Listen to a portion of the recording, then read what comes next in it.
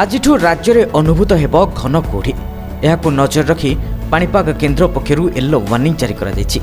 9ରେ ଆଭ୍ୟନ୍ତରୀଣ ଏବଂ 10ରେ ଉପାନ୍ତର ଉପକୂଳ ଯାଏଁ ରହିବ ପଶ୍ଚିମା ଝଡ଼ର ପ୍ରଭାବ।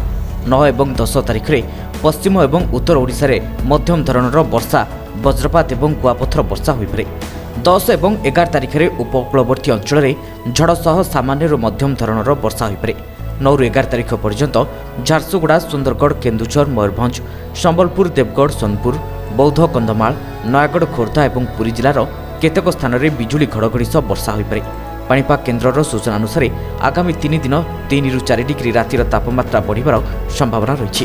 ବ୍ୟୁରୋ ରିପୋର୍ଟ, ଓଡ଼ିଶା ସମାଚାର।